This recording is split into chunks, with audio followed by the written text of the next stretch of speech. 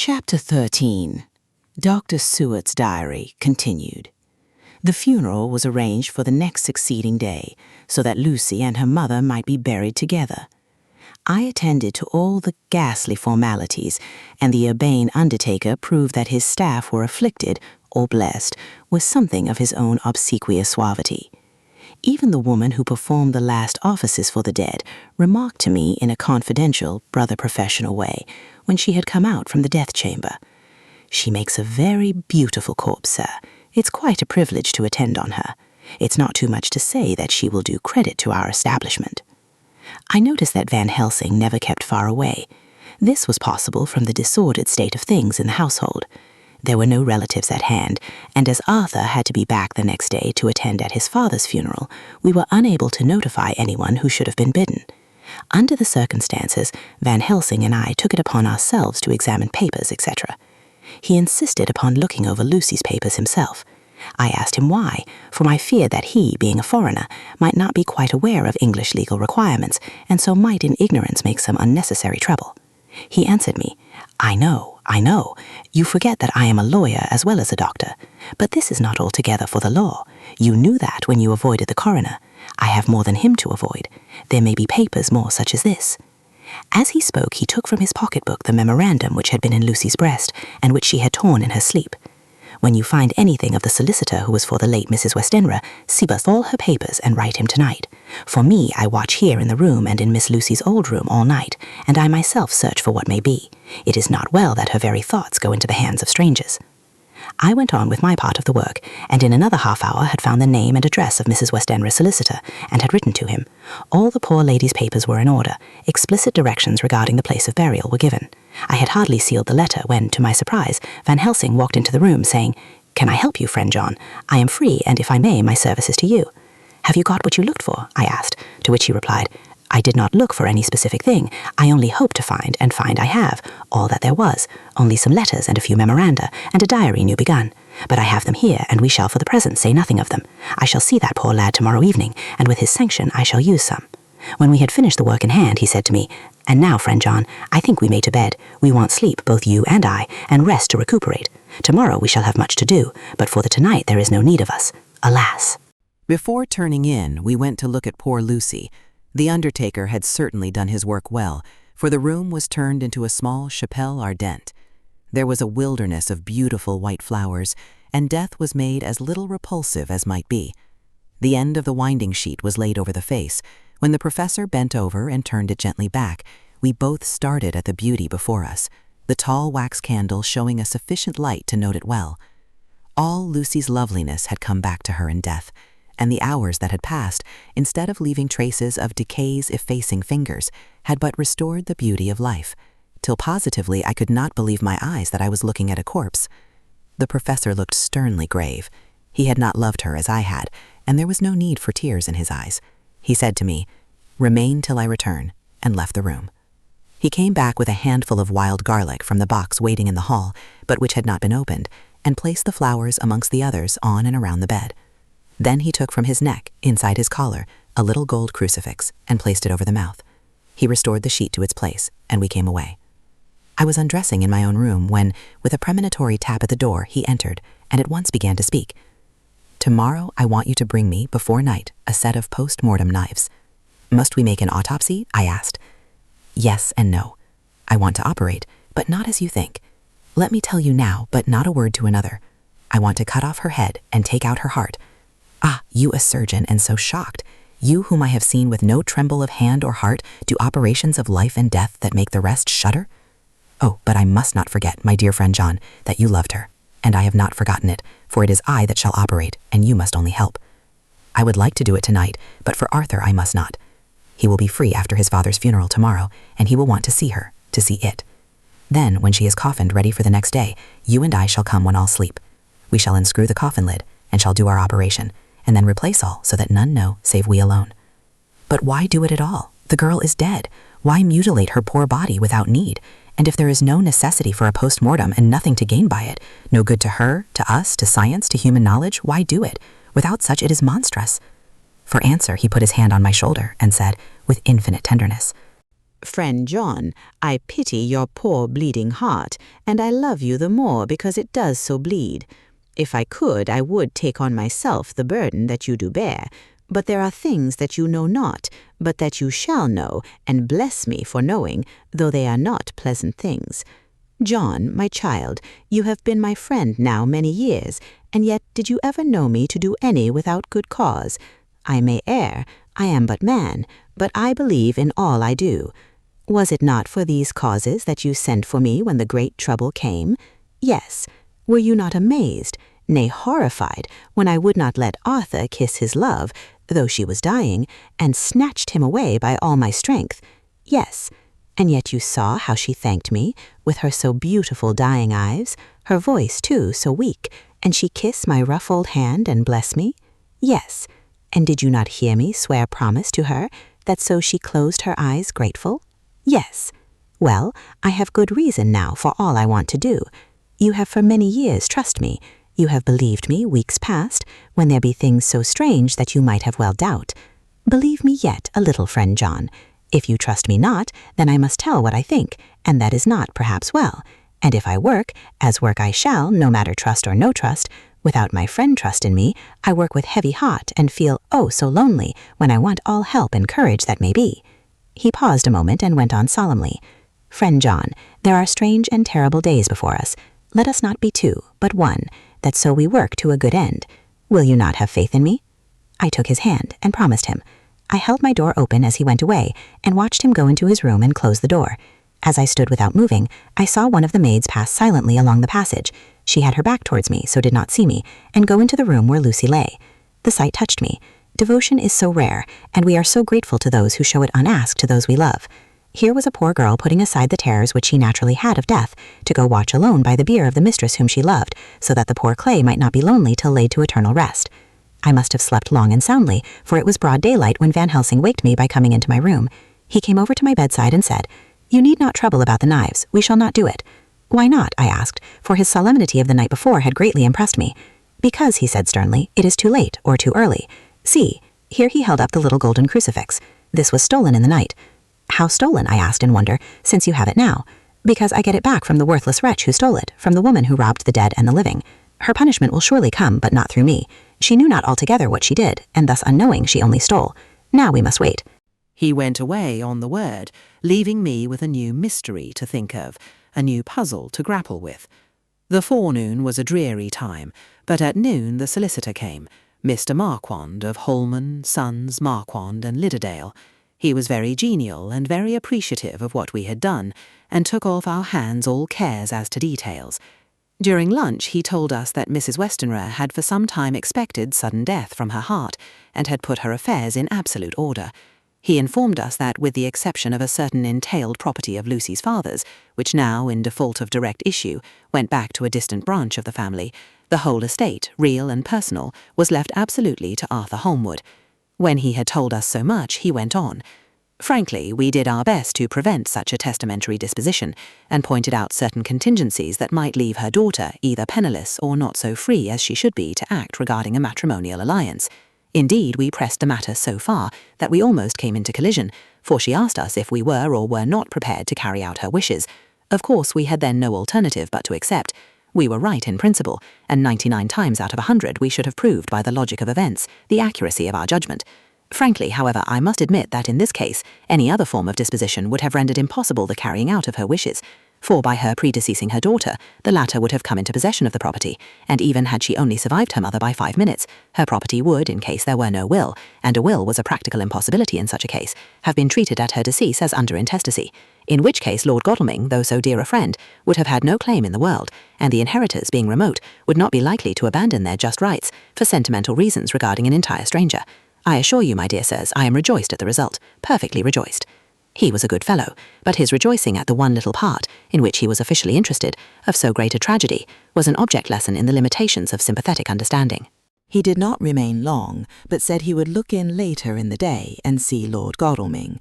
His coming, however, had been a certain comfort to us, since he assured us that we should not have to dread hostile criticism as to any of our acts.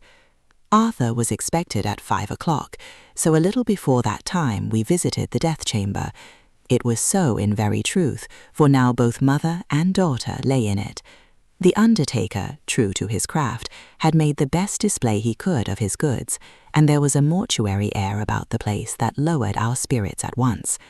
Van Helsing ordered the former arrangement to be adhered to, explaining that, as Lord Godalming was coming very soon, it would be less harrowing to his feelings to see all that was left of his fiancée quite alone.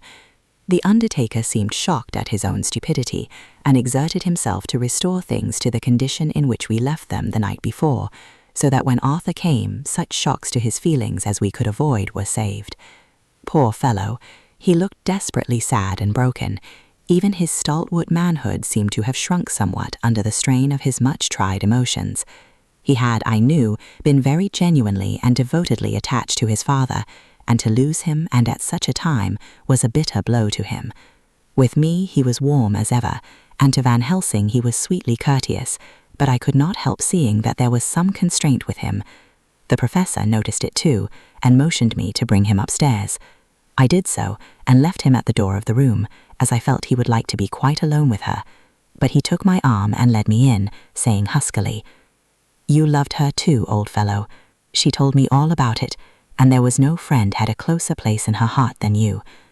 I don't know how to thank you for all you have done for her. I can't think yet." Here he suddenly broke down, and threw his arms round my shoulders, and laid his head on my breast, crying, "Oh, Jack, Jack, what shall I do? The whole of life seems gone from me all at once, and there is nothing in the wide world for me to live for." I comforted him as well as I could. In such cases men do not need much expression. A grip of the hand, the tightening of an arm over the shoulder, a sob in unison, are expressions of sympathy dear to a man's heart. I stood still and silent till his sobs died away, and then I said softly to him, "Come and look at her." Together we moved over to the bed, and I lifted the lawn from her face. God, how beautiful she was! Every hour seemed to be enhancing her loveliness. It frightened and amazed me somewhat, and as for Arthur, he fell a-trembling, and finally was shaken with doubt as with an ague. At last, after a long pause, he said to me in a faint whisper, "Jack, is she really dead?" I assured him sadly that it was so, and went on to suggest, for I felt that such a horrible doubt should not have life for a moment longer than I could help, that it often happened that after death faces became softened and even resolved into their youthful beauty, that this was especially so when death had been preceded by any acute or prolonged suffering. It seemed to quite do away with any doubt, and after kneeling beside the couch for a while and looking at her lovingly and long, he turned aside. I told him that that must be goodbye, as the coffin had to be prepared, so he went back and took her dead hand in his and kissed it, and bent over and kissed her forehead. He came away, fondly looking back over his shoulder at her as he came. I left him in the drawing-room and told Van Helsing that he had said goodbye, so the latter went to the kitchen to tell the undertaker's men to proceed with the preparations and to screw up the coffin. When he came out of the room again, I told him of Arthur's question, and he replied, "I am not surprised. Just now I doubted for a moment myself." We all dined together, and I could see that poor Art was trying to make the best of things. Van Helsing had been silent all dinner time, but when we had lit our cigars, he said, "Lord," but Arthur interrupted him. No, not that, for God's sake. Not yet, at any rate. Forgive me, sir. I did not mean to speak offensively. It is only because my loss is so recent."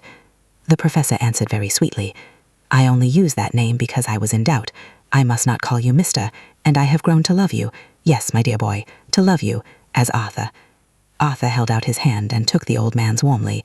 "Call me what you will," he said. "I hope I may always have the title of a friend, and let me say that I am at a loss for words to thank you for your goodness to my poor dear."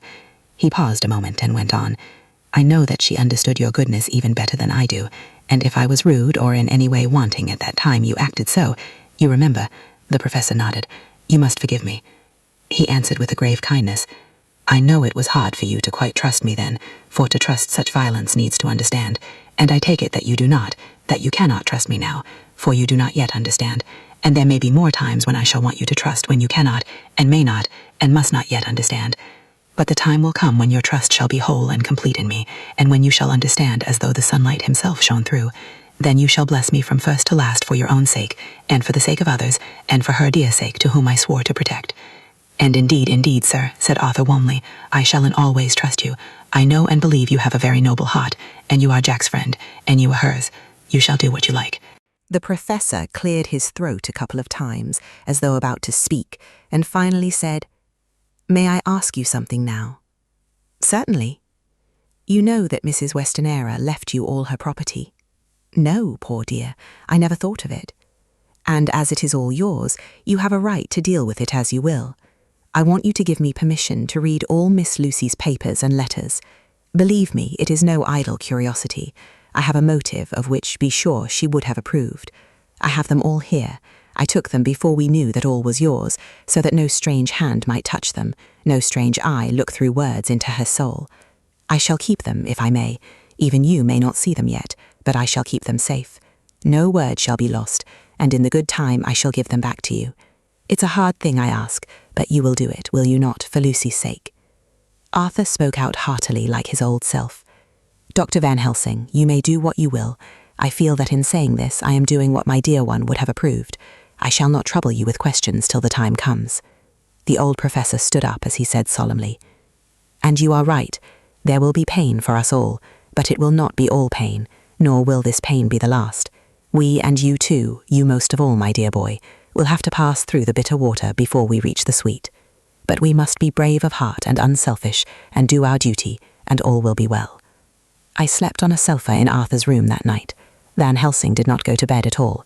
He went to and fro as if patrolling the house, and was never out of sight of the room where Lucy lay in her coffin, strewn with the wild garlic flowers, which sent through the odour of lily and rose, a heavy, overpowering smell into the night. Mina Harker's journal. 22nd September. In the train to Exeter. Jonathan sleeping. It seems only yesterday that the last entry was made, and yet how much between then, in Whitby, and all the world before me, Jonathan away and no news of him, and now married to Jonathan, Jonathan a solicitor, a partner, rich, master of his business, Mr. Hawkins dead and buried, and Jonathan with another attack that may harm him. Some day he may ask me about it. Down it all goes. I am rusty in my shorthand, see what unexpected prosperity does for us, so it may be as well to freshen it up again with an exercise anyhow. The service was very simple and very solemn. There were only ourselves and the servants there, one or two old friends of his from Exeter, his London agent, and a gentleman representing Sir John Caxton, the president of the Incorporated Law Society. Jonathan and I stood hand in hand, and we felt that our best and dearest friend was gone from us.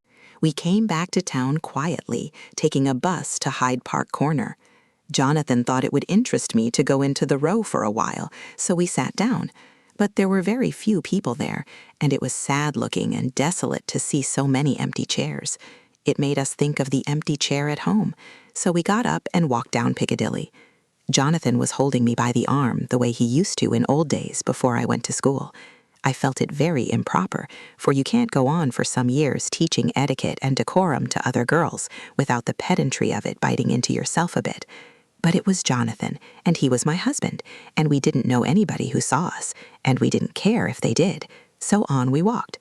I was looking at a very beautiful girl in a big cartwheel hat sitting in a Victoria outside Giuliano's when I felt Jonathan clutch my arm so tight that he hurt me, and he said under his breath, "My God!" I am always anxious about Jonathan, for I fear that some nervous fit may upset him again, so I turned to him quickly and asked him what it was that disturbed him. He was very pale, and his eyes seemed bulging out, as half in terror and half in amazement, he gazed at a tall, thin man with a beaky nose and black mustache and pointed beard, who was also observing the pretty girl. He was looking at her so hard that he did not see either of us, and so I had a good view of him. His face was not a good face. It was hard and cruel and sensual, and his big white teeth, that looked all the whiter because his lips were so red, were pointed like an animal's. Jonathan kept staring at him till I was afraid he would notice. I feared he might take it ill. He looked so fierce and nasty. I asked Jonathan why he was disturbed, and he answered, evidently thinking that I knew as much about it as he did. "Do you see who it is?" "No, dear," I said. "I don't know him. Who is it?" His answer seemed to shock and thrill me, for it was said as if he did not know that it was to me, Mina, to whom he was speaking. "It is the man himself." The poor dear was evidently terrified at something, very greatly terrified. I do believe that if he had not had me to lean on and to support him, he would have sunk down. He kept staring. A man came out of the shop with a small parcel and gave it to the lady, who then drove off. The dark man kept his eyes fixed on her, and when the carriage moved up Piccadilly, he followed in the same direction and hailed a hansom. Jonathan kept looking after him and said, as if to himself, I believe it is the Count, but he has grown young. My God, if this be so. Oh, my God, if I only knew, if I only knew. He was distressing himself so much that I feared to keep his mind on the subject by asking him any questions, so I remained silent. I drew him away quietly, and he, holding my arm, came easily. We walked a little further, and then went in and sat for a while in the Green Park. It was a hot day for autumn, and there was a comfortable seat in a shady place. After a few minutes staring at nothing, Jonathan's eyes closed, and he went quietly into a sleep, with his head on my shoulder. I thought it was the best thing for him, so did not disturb him. In about 20 minutes he woke up, and said to me quite cheerfully, Why, Mina, have I been asleep? Oh, do forgive me for being so rude. Come, and we'll have a cup of tea somewhere. He had evidently forgotten all about the dark stranger, as in his illness he had forgotten all that this episode had reminded him of. I don't like this lapsing into forgetfulness. It may make or continue some injury to the brain. I must not ask him, for fear I shall do more harm than good, but I must somehow learn the facts of his journey abroad.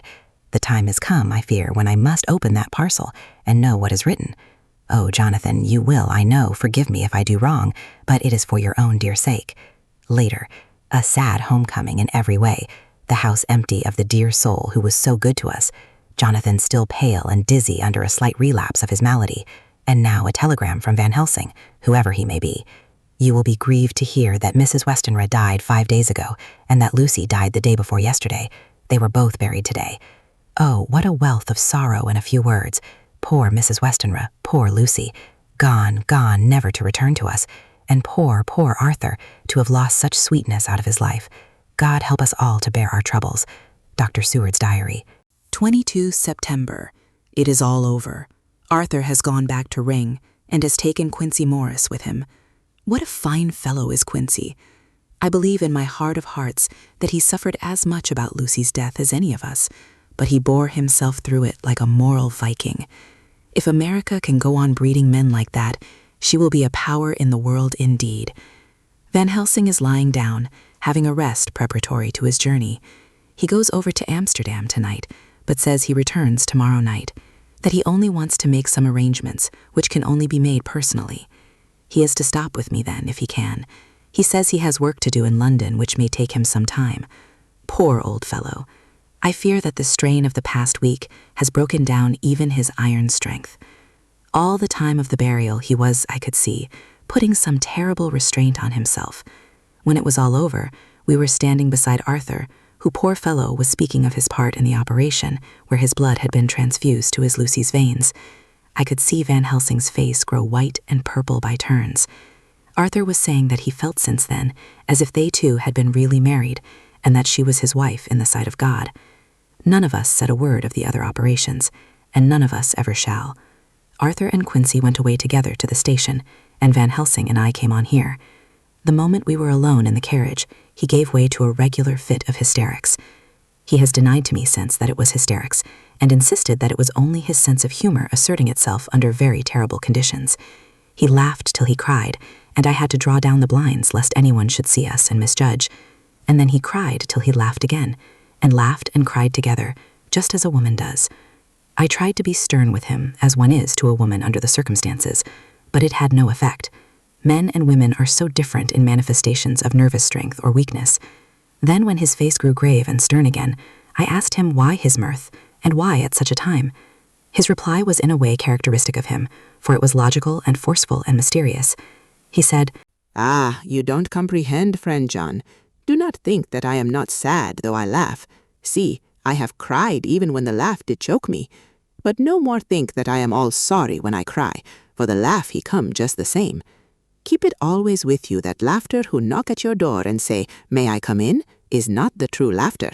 No, he is a king, and he come when and how he like. He ask no person, he choose no time of suitability. He say, 'I am here.' Behold, in example, I grieve my heart out for that so sweet young girl. I give my blood for her, though I am old and worn. I give my time, my skill, my sleep. I let my other sufferers want, that so she may have all. And yet I can laugh at her very grave, laugh when the clay from the spade of the sexton drop upon her coffin, and say thud, thud, to my heart, till it send back the blood from my cheek. My heart bleed for that poor boy, that dear boy, so of the age of mine own boy had I been so blessed that he live, and with his hair and eyes the same. There, you know now why I love him so. And yet when he say things that touch my husband heart to the quick, and make my father heart yearn to him as to no other man, not even to you, friend John, for we are more level in experiences than father and son, yet even at such moment King Laugh he come to me and shout and bellow in my ear, here I am, till the blood come dance back and bring some of the sunshine that he carry with him to my cheek. Oh, friend John, it is a strange world, a sad world, a world full of miseries and woes and troubles, and yet when King Laugh come, he make them all dance to the Tuatha, bleeding hearts and dry bones of the churchyard, and tears that burn as they fall, all dance together to the music that he make with that smileless mouth of him. And believe me, friend John, that he is good to come and kind. Ah, we men and women are like ropes drawn tight with strain that pull us different ways. Then tears come, and like the rain on the ropes, they brace us up, until perhaps the strain becomes too great, and we break. But King Laugh he come like the sunshine, and he eases off the strain again, and we bear to go on with our labor, what it may be. I did not like to wound him by pretending not to see his idea, but as I did not yet understand the cause of his laughter, I asked him. As he answered me, his face grew stern, and he said in quite a different tone, Oh, it was the grim irony of it all, this so lovely lady garlanded with flowers, that looked so fair as life, till one by one we wondered if she were truly dead. She laid in that so fine marble house, in that lonely churchyard, where rest so many of her kin, laid there with the mother who loved her, and whom she loved, and that sacred bell going toll, toll, toll, so sad and slow, and those holy men with the white garments of the angel, pretending to read books, and yet all the time their eyes never on the page, and all of us with the bowed head. And all for what? She is dead, so, is it not? Well, for the life of me, Professor, I said, I can't see anything to laugh at in all that.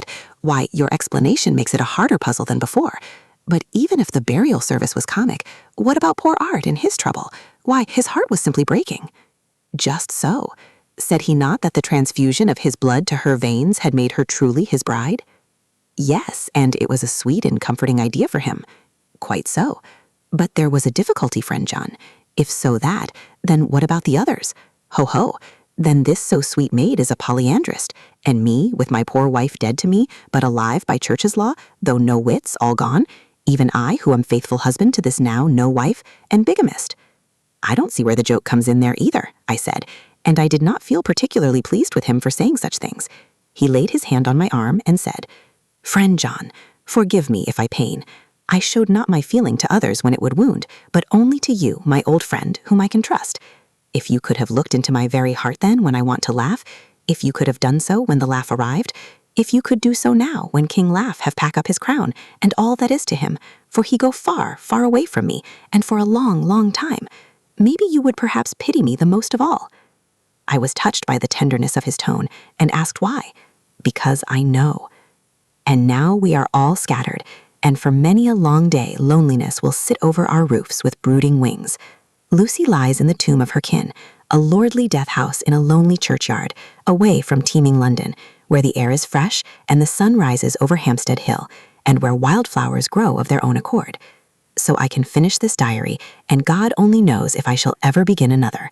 If I do, or if I even open this again, it will be to deal with different people and different themes. For here at the end, where the romance of my life is told, ere I go back to take up the thread of my life work, I say sadly and without hope, finish. The Westminster Gazette, 25 September, a Hampstead mystery. The neighbourhood of Hampstead is just at present exercised with a series of events which seem to run on lines parallel to those of what was known to the writers of headlines as the Kensington Horror, or the Stabbing Woman, or the Woman in Black. During the past 2 or 3 days, several cases have occurred of young children straying from home or neglecting to return from their playing on the heath. In all these cases, the children were too young to give any properly intelligible account of themselves, but the consensus of their excuses is that they had been with a bloofer lady. It has always been late in the evening when they have been missed, and on 2 occasions the children have not been found until early in the following morning. It is generally supposed in the neighbourhood that as the first child missed gave as his reason for being away that a bloofer lady had asked him to come for a walk, the others had picked up the phrase and used it as occasion served. This is the more natural, as the favourite game of the little ones at present is luring each other away by wiles. A correspondent writes us that to see some of the tiny tots pretending to be the bloofer lady is supremely funny. Some of our caricaturists might, he says, take a lesson in the irony of grotesque by comparing the reality and the picture. It is only in accordance with general principles of human nature that the bloofer lady should be the popular role at these alfresco performances. Our correspondent naively says that even Ellen Terry could not be so winningly attractive as some of these grubby-faced little children pretend and even imagine themselves to be. There is, however, possibly a serious side to the question, for some of the children, indeed all who have been missed at night, have been slightly torn or wounded in the throat. The wound seems such as might be made by a rat or a small dog, and although of not much importance individually, would tend to show that whatever animal inflicts them has a system or method of its own. The police of the division have been instructed to keep a sharp lookout for straying children, especially when very young, in and around Hampstead Heath, and for any stray dog which may be about. The Westminster Gazette, 25th September, extra special, the Hampstead Horror, another child injured, the bloofer lady. We have just received intelligence that another child, missed last night, was only discovered late in the morning under a furze bush at the Shooter's Hillside of Hampstead Heath, which is perhaps less frequented than the other parts. It has the same tiny wound in the throat as has been noticed in other cases. It was terribly weak and looked quite emaciated. It too, when partially restored, had the common story to tell of being lured away by the bloofer lady. Chapter 14. Mina Harker's Journal. 23rd September. Jonathan is better after a bad night. I am so glad that he has plenty of work to do, for that keeps his mind off the terrible things. And oh, I am rejoiced that he is not now weighed down with the responsibility of his new position. I knew he would be true to himself, and now how proud I am to see my Jonathan rising to the height of his advancement and keeping pace in all ways with the duties that come upon him. He will be away all day till late, for he said he could not lunch at home. My household work is done, so I shall take his foreign journal and lock myself up in my room and read it. 24 September. I hadn't the heart to write last night.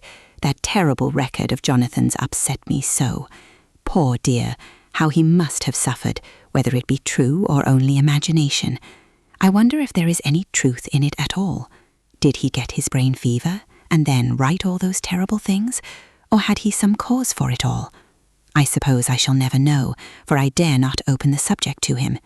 And yet that man we saw yesterday, he seemed quite certain of him. Poor fellow, I suppose it was the funeral upset him and sent his mind back on some train of thought. He believes it all himself. I remember how on our wedding day he said, "Unless some solemn duty come upon me to go back to the bitter hours, asleep or awake, mad or sane." There seems to be through it all some thread of continuity. That fearful Count was coming to London. If it should be, and he came to London with his teeming millions, there may be a solemn duty, and if it come we must not shrink from it. I shall be prepared. I shall get my typewriter this very hour and begin transcribing. Then we shall be ready for other eyes if required. And if it be wanted, then perhaps if I am ready, poor Jonathan may not be upset, for I can speak for him and never let him be troubled or worried with it at all. If ever Jonathan quite gets over the nervousness, he may want to tell me of it all, and I can ask him questions and find out things and see how I may comfort him. Letter, Van Helsing to Mrs. Harker, 24 September. Dear Madam, I pray you to pardon my writing, in that I am so far friend as that I sent to you sad news of Miss Lucy Westenra's death. By the kindness of Lord Godalming, I am empowered to read her letters and papers, for I am deeply concerned about certain matters vitally important. In them I find some letters from you, which show how great friends you were, and how you love her. Oh, Madam Mina, by that love, I implore you, help me. It is for others' good that I ask, to redress great wrong, and to lift much and terrible troubles, that may be more great than you can know. May it be that I see you? You can trust me. I am friend of Dr. John Seward and of Lord Godalming. That was Arthur of Miss Lucy. I must keep it private for the present from all. I should come to Exeter to see you at once, if you tell me I am privileged to come, and where and when. I implore your pardon, madam. I have read your letters to poor Lucy, and know how good you are, and how your husband suffer. So I pray you, if it may be, enlighten him not, lest it may harm. Again your pardon, and forgive me. Van Helsing. Telegram, Mrs. Harker to Van Helsing. 25 September. Come today by 10:15 train if you can catch it. Can see you any time you call. Wilhelmina Harker. Mina Harker's journal. 25 September. I cannot help feeling terribly excited as the time draws near for the visit of Dr. Van Helsing, for somehow I expect that it will throw some light upon Jonathan's sad experience, and as he attended poor dear Lucy in her last illness, he can tell me all about her. That is the reason of his coming. It is concerning Lucy and her sleepwalking, and not about Jonathan. Then I shall never know the real truth now. How silly I am. That awful journal gets hold of my imagination and tinges everything with something of its own colour. Of course it is about Lucy. That habit came back to the poor dear, and that awful night on the cliff must have made her ill. I had almost forgotten in my own affairs how ill she was afterwards. She must have told him of her sleepwalking adventure on the cliff, and that I knew all about it, and now he wants me to tell him what she knows, so that he may understand. I hope I did right in not saying anything of it to Mrs. Westenra. I should never forgive myself if any act of mine, were it even a negative one, brought harm on poor dear Lucy. I hope, too, Dr. Van Helsing will not blame me. I have had so much trouble and anxiety of late that I feel I cannot bear more just at present. I suppose a cry does us all good at times, clears the air as other rain does. Perhaps it was reading the journal yesterday that upset me, and then Jonathan went away this morning to stay away from me a whole day and night, the first time we have been parted since our marriage. I do hope the dear fellow will take care of himself, and that nothing will occur to upset him. It is 2 o'clock, and the doctor will be here soon now. I shall say nothing of Jonathan's journal unless he asks me. I am so glad I have typewritten out my own journal, so that in case he asks about Lucy, I can hand it to him. It will save much questioning. Later. He has come and gone. Oh, what a strange meeting, and how it all makes my head whirl round. I feel like one in a dream. Can it be all possible, or even a part of it?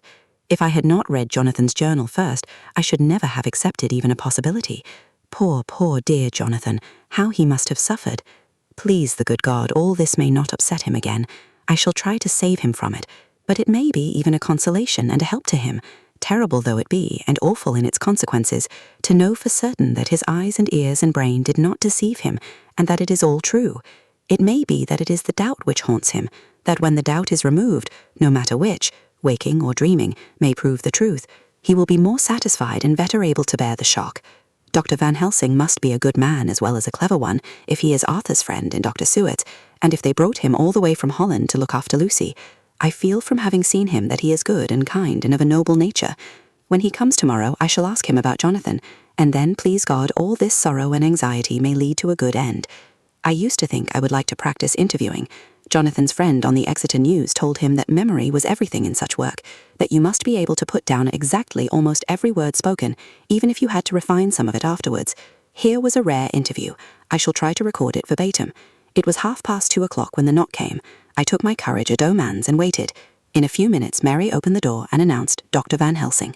I rose and bowed, and he came towards me, a man of medium weight, strongly built, with his shoulders set back over a broad, deep chest, and a neck well balanced on the trunk as the head is on the neck.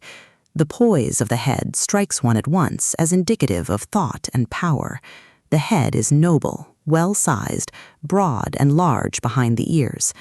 The face, clean-shaven, shows a hard, square chin, a large, resolute, mobile mouth, a good-sized nose, rather straight, but with quick, sensitive nostrils that seem to broaden as the big, bushy brows come down and the mouth tightens.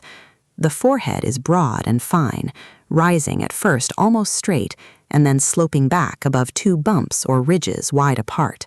Such a forehead that the reddish hair cannot possibly tumble over it, but falls naturally back and to the sides.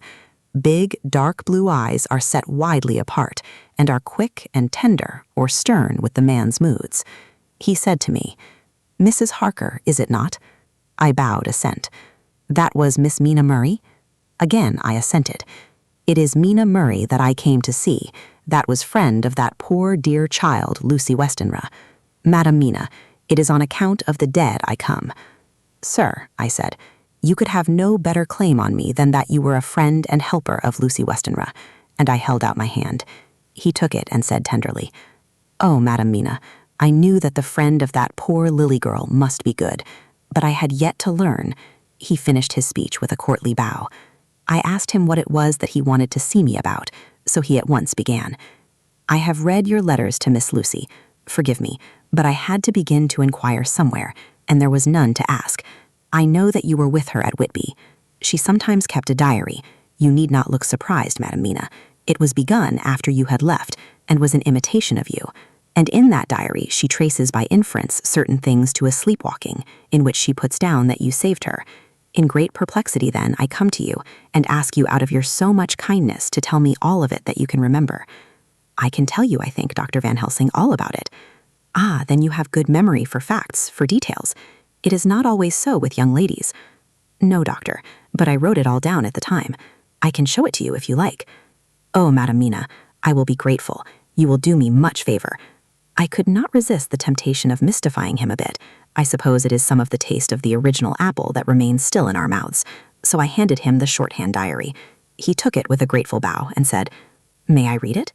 If you wish, I answered as demurely as I could. He opened it, and for an instant his face fell. Then he stood up and bowed.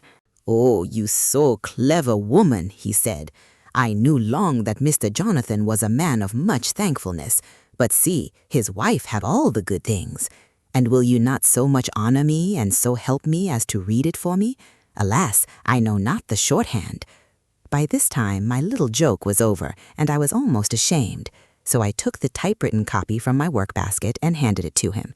Forgive me, I said, I could not help it, but I had been thinking that it was of dear Lucy that you wished to ask, and so that you might not have time to wait, not on my account, but because I know your time must be precious, I have written it out on the typewriter for you. He took it, and his eyes glistened.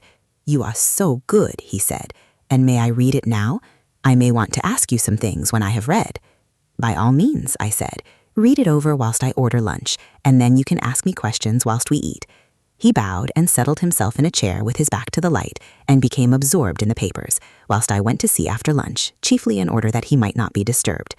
When I came back, I found him walking hurriedly up and down the room, his face all ablaze with excitement. He rushed up to me and took me by both hands. Oh, Madam Mina, he said, how can I say what I owe to you?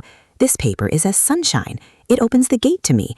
I am dazed, I am dazzled with so much light, and yet clouds roll in behind the light every time, but that you do not, cannot comprehend. Oh, but I am grateful to you, you so clever woman. Madam, he said this very solemnly, if ever Abraham Van Helsing can do anything for you or yours, I trust you will let me know. It will be pleasure and delight if I may serve you as a friend. As a friend, but all I have ever learned, all I can ever do, shall be for you and those you love. There are darknesses in life, and there are lights. You are one of the lights. You will have happy life and good life, and your husband will be blessed in you. But, doctor, you praise me too much, and you do not know me. Not know you? I, who am old and who have studied all my life men and women? I, who have made my specialty the brain and all that belongs to him and all that follow from him? And I have read your diary that you have so goodly written for me, and which breathes out truth in every line. I, who have read your so sweet letter to poor Lucy of your marriage and your trust, not know you?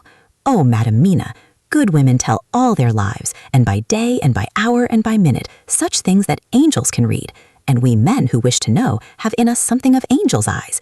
Your husband is noble nature, and you are noble too, for you trust, and trust cannot be where there is mean nature. And your husband, tell me of him. Is he quite well? Is all that fever gone, and is he strong and hearty? I saw here an opening to ask him about Jonathan, so I said, He was almost recovered, but he has been greatly upset by Mr. Hawkins's death. He interrupted. Oh, yes, I know. I have read your last 2 letters. I went on. I suppose this upset him, for when we were in town on Thursday last, he had a sort of shock. A shock? And after brain fever so soon? That was not good. What kind of a shock was it? He thought he saw someone who recalled something terrible, something which led to his brain fever, and here the whole thing seemed to overwhelm me in a rush. The pity for Jonathan, the horror which he experienced, the whole fearful mystery of his diary, and the fear that has been brooding over me ever since, all came in a tumult. I suppose I was hysterical, for I threw myself on my knees and held up my hands to him and implored him to make my husband well again. He took my hands and raised me up and made me sit on the sofa and sat by me. He held my hand in his and said to me with, oh, such infinite sweetness, "My life is a barren and lonely one, and so full of work that I have not had much time for friendships. But since I have been summoned to here by my friend John Seward, I have known so many good people and seen such nobility that I feel more than ever, and it has grown with my advancing years, the loneliness of my life. Believe me, then, that I come here full of respect for you, and you have given me hope not in what I am seeking of, but that there are good women still left to make life happy, good women whose lives and whose truths may make good lesson for the children that are to be. I am glad that I may here be of some use to you, for if your husband suffer, he suffer within the range of my study and experience. I promise you that I will gladly do all for him that I can, all to make his life strong and manly, and your life a happy one. Now you must eat. You are overworked and perhaps over-anxious. Husband Jonathan would not like to see you so pale, and what he like not where he love is not to his good. Therefore, for his sake, you must eat and smile. You have told me all about Lucy, and so now we shall not speak of it, lest it distress. I shall stay in Exeter tonight, for I want to think much over what you have told me, and when I have thought, I will ask you questions if I may. And then, too, you will tell me of husband Jonathan's trouble so far as you can, but not yet. You must eat now. Afterwards you shall tell me all. After lunch, when we went back to the drawing room, he said to me, and now tell me all about him. When it came to speaking to this great learned man, I began to fear that he would think me a weak fool, and Jonathan a madman. That journal is also strange, and I hesitated to go on. But he was so sweet and kind, and he had promised to help, and I trusted him. So I said, Dr. Van Helsing, what I have to tell you is so queer that you must not laugh at me or at my husband. I have been since yesterday in a sort of fever of doubt. You must be kind to me, and not think me foolish that I have even half believed some very strange things. He reassured me by his manner as well as his words when he said, Oh, my dear, if you only know how strange is the matter regarding which I am here, it is you who would laugh. I have learned not to think little of anyone's belief, no matter how strange it be. I have tried to keep an open mind, and it is not the ordinary things of life that could close it, but the strange things, the extraordinary things, the things that make one doubt if they be mad or sane. Thank you 1,000 times. You have taken a weight off my mind. If you will let me, I shall give you a paper to read. It is long, but I have typewritten it out. It will tell you my trouble and Jonathan's. It is the copy of his journal when abroad, and all that happened. I dare not say anything of it. You will read for yourself and judge, and then when I see you, perhaps you will be very kind and tell me what you think.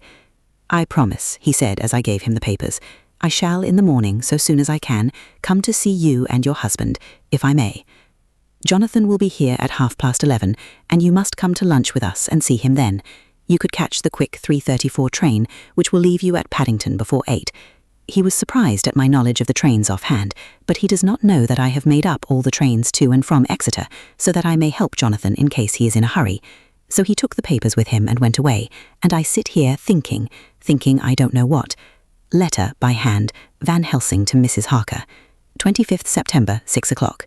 Dear Madam Mina, I have read your husband's so wonderful diary. You may sleep without doubt. Strange and terrible as it is true. I will pledge my life on it. It may be worse for others, but for him and you there is no dread. He is a noble fellow, and let me tell you from experience of men, that one who would do as he did in going down that wall and to that room, aye, and going a second time, is not one to be injured in permanence by a shock. His brain and his heart are all right, this I swear, before I have even seen him, so be at rest. I shall have much to ask him of other things. I am blessed that today I come to see you, for I have learned all at once so much that again I am dazzled more than ever, and I must think. Yours the most faithful, Abraham Van Helsing. Letter, Mrs. Harker to Van Helsing, 25th September, 6:30 p.m. My dear Dr. Van Helsing, 1,000 thanks for your kind letter, which has taken a great weight off my mind. And yet, if it be true, what terrible things there are in the world, and what an awful thing if that man, that monster, be really in London. I fear to think. I have this moment, whilst writing, had a wire from Jonathan, saying that he leaves by the 6:25 tonight from Launceston, and will be here at 10:18, so that I shall have no fear tonight. Will you, therefore, instead of lunching with us, please come to breakfast at 8 o'clock, if this be not too early for you? You can get away, if you are in a hurry, by the 10:30 train, which will bring you to Paddington by 2:35. Do not answer this, as I shall take it that if I do not hear, you will come to breakfast. Believe me, your faithful and grateful friend, Mina Harker. Jonathan Harker's Journal. 26 September. I thought never to write in this diary again, but the time has come. When I got home last night, Mina had supper ready, and when we had supped, she told me of Van Helsing's visit, and of her having given him the 2 diaries copied out, and of how anxious she has been about me. She showed me in the doctor's letter that all I wrote down was true. It seems to have made a new man of me. It was the doubt as to the reality of the whole thing that knocked me over. I felt impotent and in the dark and distrustful, but now that I know, I am not afraid, even of the Count. He has succeeded after all then in his design in getting to London, and it was he I saw. He has got younger, and how? Van Helsing is the man to unmask him and hunt him out, if he is anything like what Mina says. We sat late and talked it all over. Mina is dressing, and I shall call at the hotel in a few minutes and bring him over. He was, I think, surprised to see me. When I came into the room where he was and introduced myself, he took me by the shoulder and turned my face round to the light and said after a sharp scrutiny, "But Madam Mina told me you were ill, that you had had a shock." It was so funny to hear my wife called Madam Mina by this kindly, strong-faced old man. I smiled and said, "I was ill. I have had a shock, but you have cured me already." "And how?" "By your letter to Mina last night. I was in doubt, and then everything took a hue of unreality, and I did not know what to trust, even the evidence of my own senses. Not knowing what to trust, I did not know what to do, and so had only to keep on working in what had hitherto been the groove of my life. The groove ceased to avail me, and I mistrusted myself.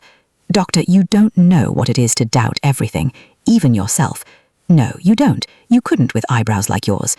He seemed pleased and laughed as he said, "So, you are physiognomist. I learn more here with each hour.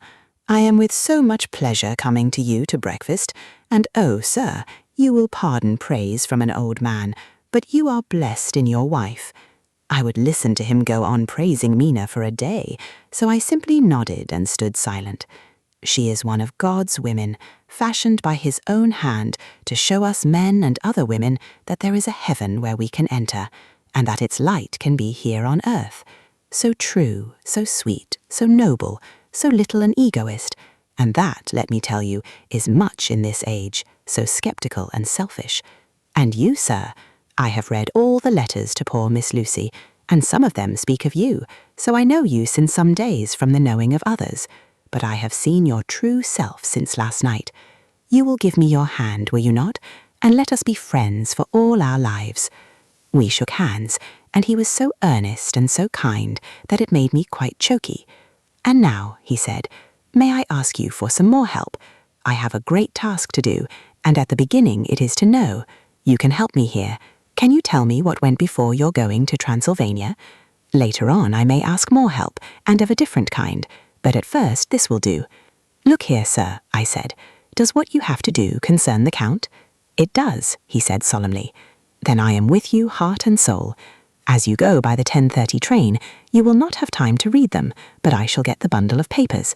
You can take them with you and read them in the train." After breakfast I saw him to the station.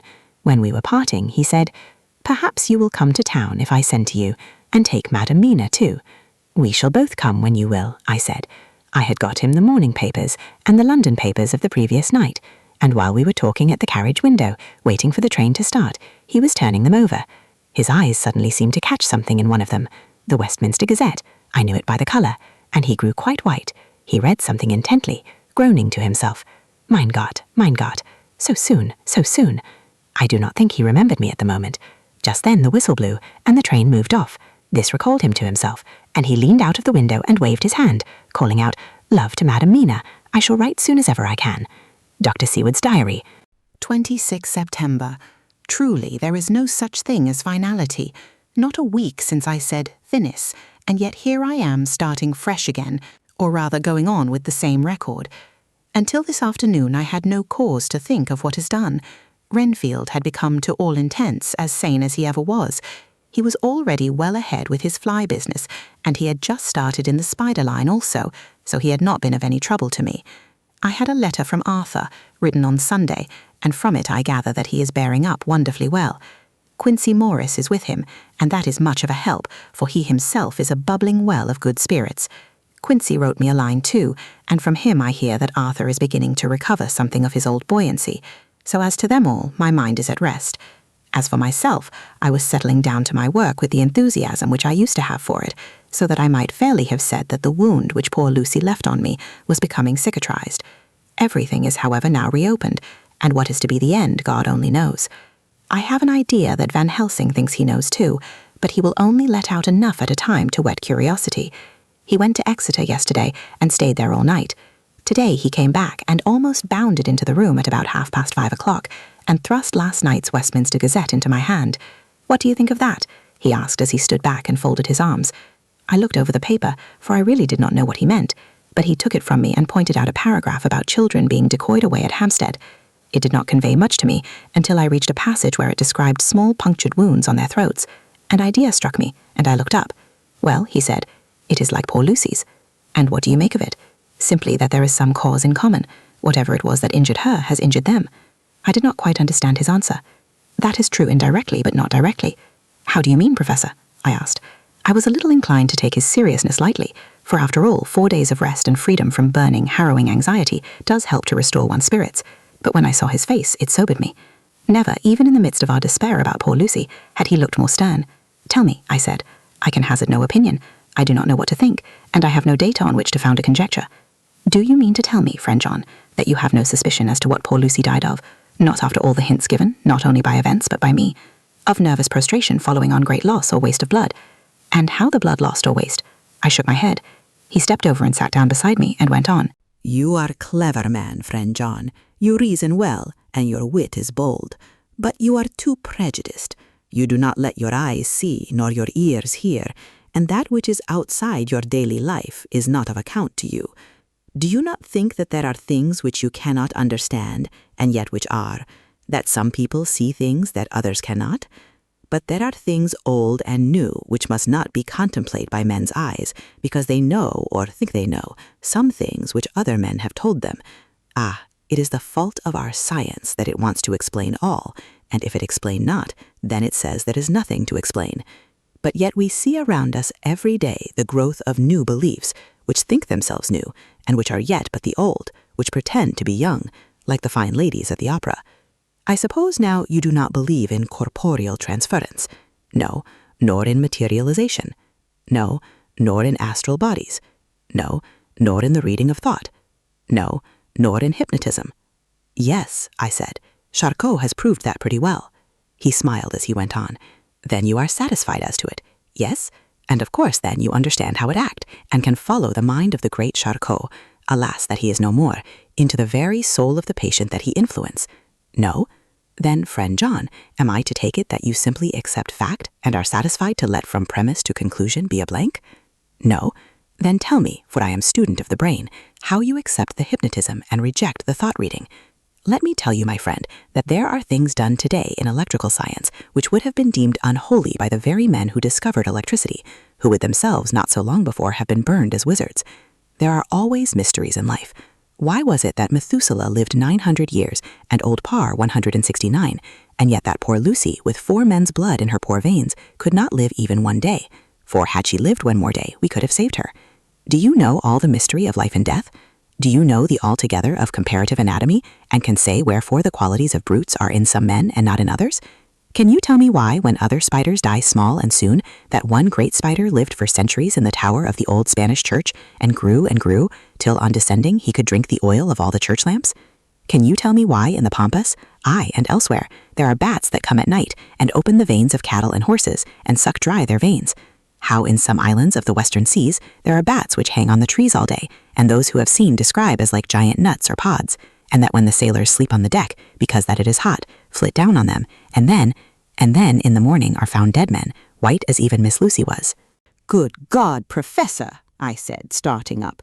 Do you mean to tell me that Lucy was bitten by such a bat, and that such a thing is here in London in the 19th century? He waved his hand for silence and went on. Can you tell me why the tortoise lives more long than generations of men, why the elephant goes on till he have seen dynasties, and why the parrot never die only of bite of cat or dog or other complaint?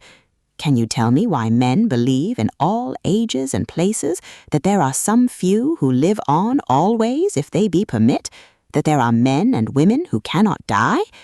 We all know, because science has vouched for the fact, that there have been toads shut up in rocks for thousands of years, shut in one so small hole that only hold him since the youth of the world?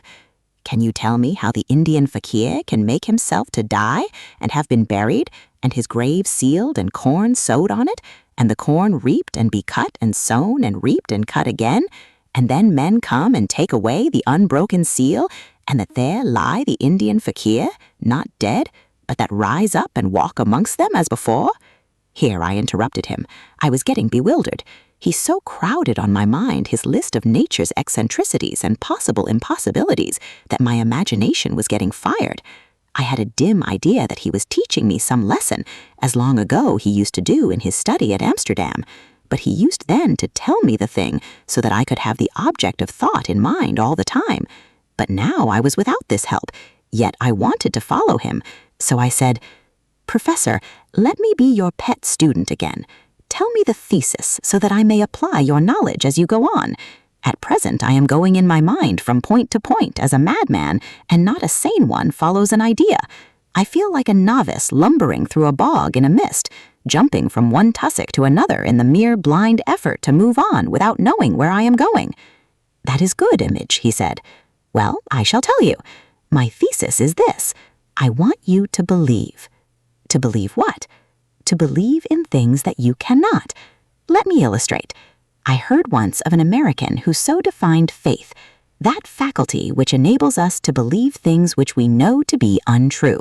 For one, I follow that man. He meant that we shall have an open mind, and not let a little bit of truth check the rush of a big truth, like a small rock does a railway truck. We get the small truth first. Good. We keep him and we value him.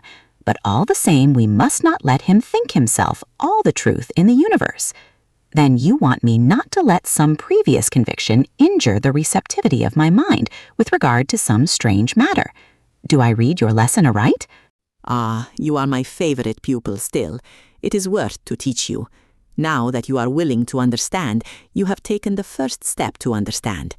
You think then that those so small holes in the children's throats were made by the same that made the hole in Miss Lucy? I suppose so. He stood up and said solemnly, Then you are wrong. Oh, would it were so, but alas, no. It is worse, far, far worse. In God's name, Professor Van Helsing, what do you mean? I cried. He threw himself with a despairing gesture into a chair and placed his elbows on the table, covering his face with his hands as he spoke. They were made by Miss Lucy.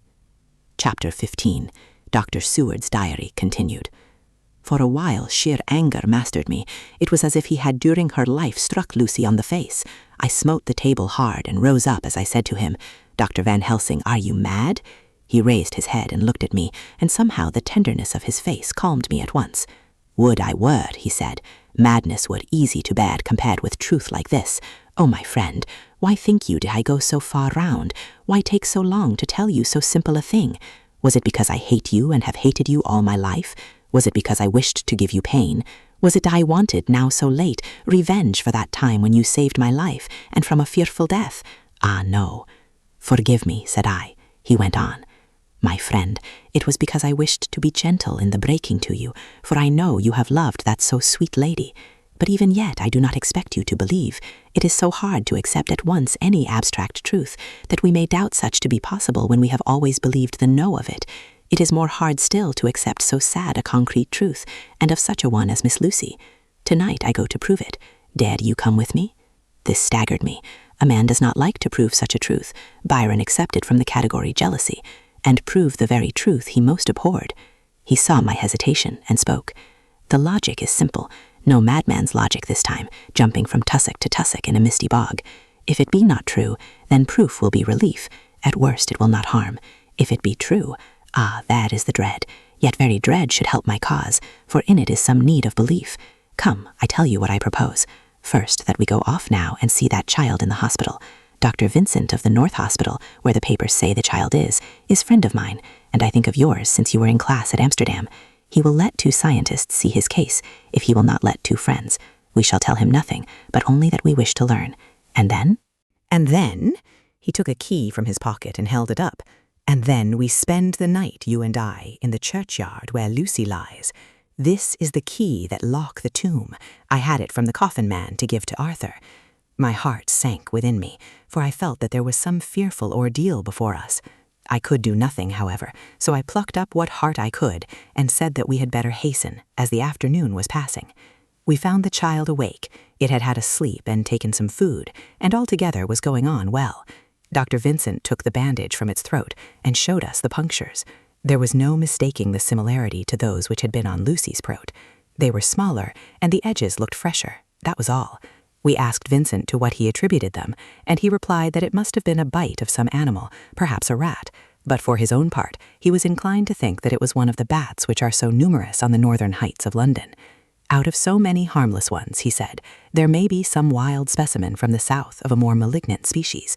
Some sailor may have brought one home and it managed to escape, or even from the zoological gardens a young one may have got loose, or one be bred there from a vampire. These things do occur, you know. Only 10 days ago a wolf got out, and was, I believe, traced up in this direction. For a week after, the children were playing nothing but Red Riding Hood on the heath and in every alley in the place, until this Bloofer lady scare came along, since when it has been quite a gala time with them. Even this poor little mite, when he woke up today, asked the nurse if he might go away. When she asked him why he wanted to go, he said he wanted to play with the Bloofer lady. I hope, said Van Helsing, that when you are sending the child home you will caution its parents to keep strict watch over it. These fancies to stray are most dangerous, and if the child were to remain out another night, it would probably be fatal. But in any case, I suppose you will not let it away for some days. Certainly not for a week at least, longer if the wound is not healed. Our visit to the hospital took more time than we had reckoned on, and the sun had dipped before we came out. When Van Helsing saw how dark it was, he said, "There is no hurry. It is more late than I thought. Come, let us seek somewhere that we may eat, and then we shall go on our way." We dined at Jack Straw's castle, along with a little crowd of bicyclists and others who were genially noisy. About 10 o'clock we started from the inn. It was then very dark, and the scattered lamps made the darkness greater when we were once outside their individual radius. The professor had evidently noted the road we were to go, for he went on unhesitatingly. But as for me, I was in quite a mix-up as to locality. As we went further, we met fewer and fewer people, till at last we were somewhat surprised when we met even the patrol of horse police going their usual suburban round. At last we reached the wall of the churchyard, which we climbed over. With some little difficulty, for it was very dark, and the whole place seemed so strange to us, we found the Westenra tomb. The professor took the key, opened the creaky door, and standing back, politely but quite unconsciously, motioned me to precede him. There was a delicious irony in the offer, in the courtliness of giving preference on such a ghastly occasion. My companion followed me quickly, and cautiously drew the door to, after carefully ascertaining that the lock was a falling and not a spring one. In the latter case we should have been in a bad plight. Then he fumbled in his bag, and taking out a matchbox and a piece of candle, proceeded to make a light.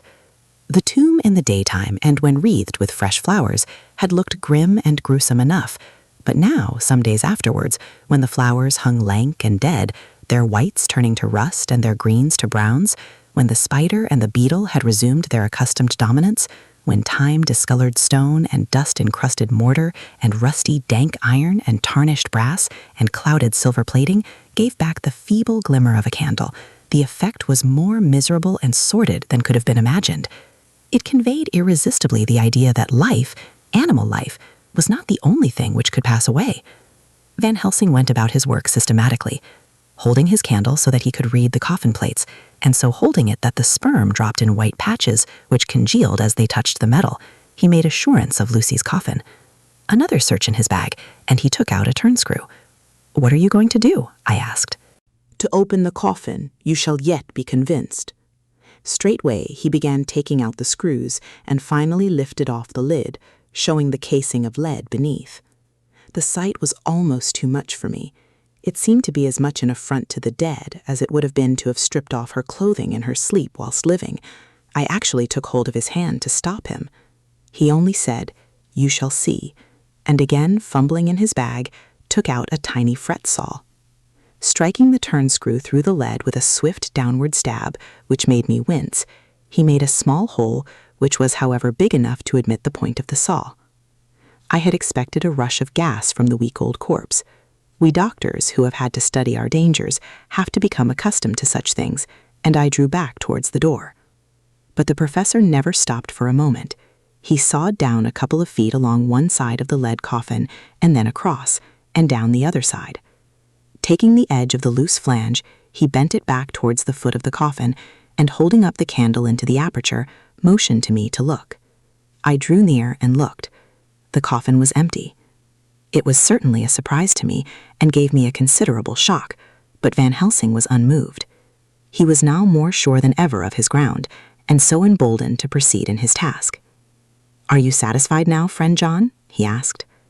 I felt all the dogged argumentativeness of my nature awake within me as I answered him.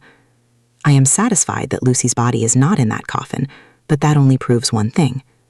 "And what is that, friend John?" "That it is not there." "That is good logic," he said, "so far as it goes. But how can you account for it not being there?" "Perhaps a body snatcher," I suggested. "Some of the undertaker's people may have stolen it." I felt that I was speaking folly, and yet it was the only real cause which I could suggest. The professor sighed. "Ah, well," he said, "we must have more proof. Come with me." He put on the coffin lid again, gathered up all his things and placed them in the bag, blew out the light, and placed the candle also in the bag. We opened the door and went out. Behind us he closed the door and locked it. He handed me the key, saying, "Will you keep it? You had better be assured." I laughed. It was not a very cheerful laugh, I am bound to say, as I motioned him to keep it. "A key is nothing," I said. "There may be duplicates, and anyhow it is not difficult to pick a lock of that kind." He said nothing, but put the key in his pocket. Then he told me to watch at one side of the churchyard, whilst he would watch at the other. I took up my place behind a yew tree, and I saw his dark figure move until the intervening headstones and trees hid it from my sight. It was a lonely vigil. Just after I had taken my place, I heard a distant clock strike 12, and in time came 1 and 2. I was chilled and unnerved, and angry with the professor for taking me on such an errand, and with myself for coming. I was too cold and too sleepy to be keenly observant, and not sleepy enough to betray my trust, so altogether I had a dreary, miserable time. Suddenly, as I turned round, I thought I saw something like a white streak moving between 2 dark yew trees at the side of the churchyard, farthest from the tomb. At the same time, a dark mass moved from the professor's side of the ground and hurriedly went towards it. Then I too moved, but I had to go round headstones and railed-off tombs, and I stumbled over graves. The sky was overcast, and somewhere far off an early cock crew. A little way off, beyond a line of scattered juniper trees, which marked the pathway to the church, a white, dim figure flitted in the direction of the tomb. The tomb itself was hidden by trees, and I could not see where the figure disappeared. I heard the rustle of actual movement where I had first seen the white figure, and coming over, found the professor holding in his arms a tiny child. When he saw me, he held it out to me and said, "Are you satisfied now?" "No," I said, in a way that I felt was aggressive. "Do you not see the child?" "Yes, it is a child, but who brought it here?" "And is it wounded?" I asked. "We shall see," said the professor, and with one impulse we took our way out of the churchyard, he carrying the sleeping child. When we had got some little distance away, we went into a clump of trees and struck a match and looked at the child's throat. It was without a scratch or scar of any kind. "Was I right?" I asked triumphantly. "We were just in time," said the professor thankfully. We had now to decide what we were to do with the child, and so consulted about it. If we were to take it to a police station, we should have to give some account of our movements during the night. At least we should have had to make some statement as to how we had come to find the child. So finally we decided that we would take it to the heath, and when we heard a policeman coming, would leave it where he could not fail to find it. We would then seek our way home as quickly as we could. All fell out well. At the edge of Hampstead Heath, we heard a policeman's heavy tramp, and laying the child on the pathway, we waited and watched until he saw it as he flashed his lantern to and fro. We heard his exclamation of astonishment, and then we went away silently.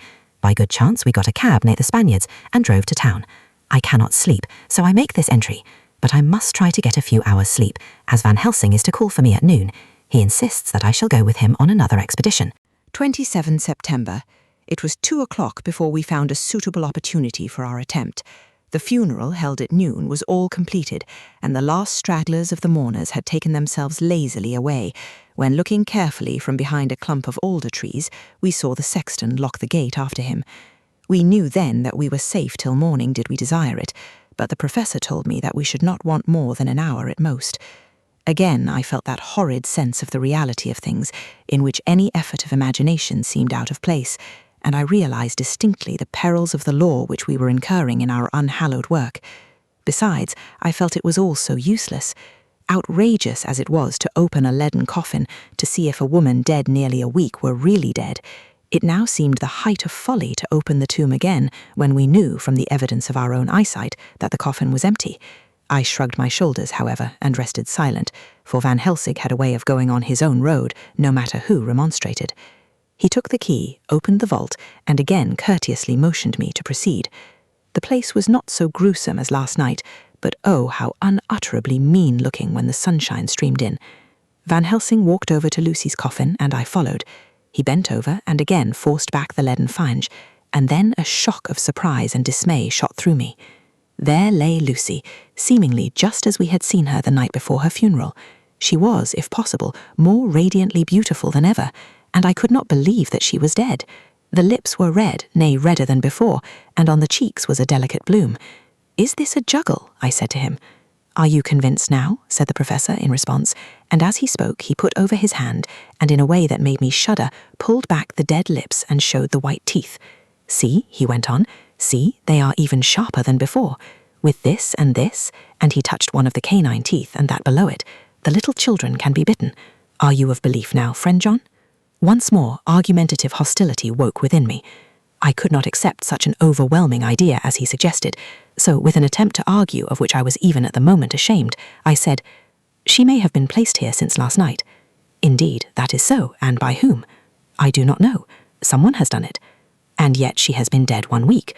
Most peoples in that time would not look so." I had no answer for this, so was silent. Van Helsing did not seem to notice my silence. At any rate, he showed neither chagrin nor triumph. He was looking intently at the face of the dead woman, raising the eyelids and looking at the eyes, and once more opening the lips and examining the teeth. Then he turned to me and said, "Here there is one thing which is different from all recorded. Here is some dual life that is not as the common. She was bitten by the vampire when she was in a trance, sleepwalking. Oh, you start. You do not know that, friend John, but you shall know it all later. And in trance could he best come to take more blood. In trance she died, and in trance she is undead too. So it is that she differ from all other. Usually when the undead sleep at home," as he spoke he made a comprehensive sweep of his arm to designate what to a vampire was home, "their face show what they are, but this so sweet that was when she not undead, she go back to the nothings of the common dead. There is no malign there, see, and so it make hard that I must kill her in her sleep." This turned my blood cold, and it began to dawn upon me that I was accepting Van Helsing's theories. But if she were really dead, what was there of terror in the idea of killing her? He looked up at me, and evidently saw the change in my face, for he said almost joyously, "Ah, you believe now." I answered, "Do not press me too hard all at once. I am willing to accept. How will you do this bloody work?" "I shall cut off her head and fill her mouth with garlic, and I shall drive a stake through her body." It made me shudder to think of so mutilating the body of the woman whom I had loved, and yet the feeling was not so strong as I had expected. I was in fact beginning to shudder at the presence of this being, this undead, as Van Helsing called it, and to loathe it. Is it possible that love is all subjective or all objective? I waited a considerable time for Van Helsing to begin, but he stood as if wrapped in thought. Presently he closed the catch of his bag with a snap and said, "I have been thinking and have made up my mind as to what is best. If I did simply follow my inclining, I would do now, at this moment, what is to be done. But there are other things to follow, and things that are 1,000 times more difficult, in that them we do not know. This is simple. She have yet no life taken, though that is of time, and to act now would be to take danger from her forever. But then we may have to want Arthur, and how shall we tell him of this? If you, who saw the wounds on Lucy's throat, and saw the wounds so similar on the child's at the hospital, if you, who saw the coffin empty last night and full today with a woman who have not changed only to be more rose and more beautiful in a whole week after she die, if you know of this and know of the white figure last night that brought the child to the churchyard, and yet of your own senses you did not believe, how then can I expect Arthur, who know none of those things, to believe? He doubted me when I took him from her kiss when she was dying. I know he has forgiven me, because in some mistaken idea I have done things that prevent him say goodbye as he ought, and he may think that in some more mistaken idea this woman was buried alive, and that in most mistake of all we have killed her. He will then argue back that it is we, mistaken ones, that have killed her by our ideas, and so he will be much unhappy always. Yet he never can be sure, and that is the worst of all. And he will sometimes think that she he loved was buried alive, and that will paint his dreams with horrors of what she must have suffered. And again he will think that we may be right, and that his so beloved was after all an undead. No, I told him once, and since then I learn much. Now, since I know it is all true, 100,000 times more do I know that he must pass through the bitter waters to reach the sweet. He, poor fellow, must have 1 hour that will make the very face of heaven grow black to him. Then we can act for good all round and send him peace. My mind is made up. Let us go. You return home for tonight to your asylum, and see that all be well. As for me, I shall spend the night here in this churchyard in my own way. Tomorrow night you will come to me to the Berkeley Hotel at 10 of the clock. I shall send for Arthur to come too, and also that so fine young man of America that gave his blood. Later we shall all have work to do. I come with you so far as Piccadilly, and there dine, for I must be back here before the sunset. So we locked the tomb and came away, and got over the wall of the churchyard, which was not much of a task, and drove back to Piccadilly. Note left by Van Helsing in his portmanteau, Berkeley Hotel, directed to John Seward, M.D. Not delivered. 27 September. Friend John. I write this in case anything should happen. I go alone to watch in that churchyard. It pleases me that the undead, Miss Lucy, shall not leave tonight, that so on the morrow night she may be more eager. Therefore I shall fix some things she like not, garlic and a crucifix, and so seal up the door of the tomb. She is young as undead, and will heed. Moreover, these are only to prevent her coming out. They may not prevail on her wanting to get in, for then the undead is desperate, and must find the line of least resistance, whatsoever it may be. I shall be at hand all the night from sunset till after the sunrise, and if there be aught that may be learned, I shall learn it. For Miss Lucy or from her I have no fear, but that other to whom is there that she is undead, he have now the power to seek her tomb and find shelter. He is cunning, as I know from Mr. Jonathan, and from the way that all along he have fooled us when he played with us for Miss Lucy's life, and we lost. And in many ways the undead are strong. He have always the strength in his hand of 20 men. Even we 4 who gave our strength to Miss Lucy, it also is all to him. Besides, he can summon his wolf, and I know not what. So if it be that he come thither on this night he shall find me, but none other shall until it be too late. But it may be that he will not attempt the place. There is no reason why he should. His hunting ground is more full of game than the churchyard where the undead woman sleep, and the old man watch. Therefore I write this in case. Take the papers that are with this, the diaries of Harker and the rest, and read them, and then find this great undead, and cut off his head and burn his heart, or drive a stake through it, so that the world may rest from him. If it be so, farewell. Van Helsing. Dr. Seward's Diary. 28 September. It is wonderful what a good night's sleep will do for one. Yesterday I was almost willing to accept Van Helsing's monstrous ideas, but now they seem to start out lurid before me as outrages on common sense. I have no doubt that he believes it all. I wonder if his mind can have become in any way unhinged. Surely there must be some rational explanation of all these mysterious things. Is it possible that the professor can have done it himself? He is so abnormally clever that if he went off his head he would carry out his intent with regard to some fixed idea in a wonderful way. I am loath to think it, and indeed it would be almost as great a marvel as the other to find that Van Helsing was mad. But anyhow, I shall watch him carefully. I may get some light on the mystery. 29 September, morning. Last night, at a little before 10 o'clock, Arthur and Quincy came into Van Helsing's room. He told us all that he wanted us to do, but especially addressing himself to Arthur, as if all our wills were centered in his.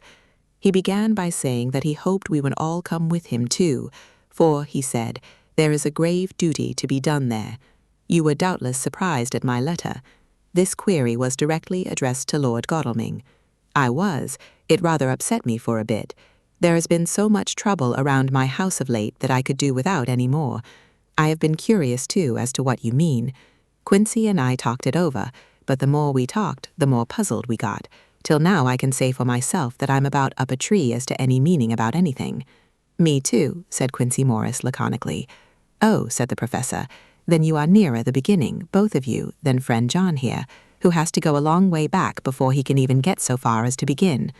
It was evident that he recognized my return to my old doubting frame of mind without my saying a word. Then, turning to the other two, he said with intense gravity, I want your permission to do what I think good this night. It is, I know, much to ask, and when you know what it is I propose to do, you will know, and only then, how much.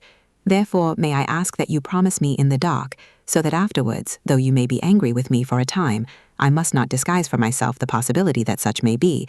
You shall not blame yourselves for anything. That's frank, anyhow, broke in Quincy. I'll answer for the professor. I don't quite see his drift, but I swear he's honest, and that's good enough for me. I thank you, sir, said Van Helsing proudly. I have done myself the honor of counting you one trusting friend, and such endorsement is dear to me. He held out a hand which Quincy took. Then Arthur spoke out.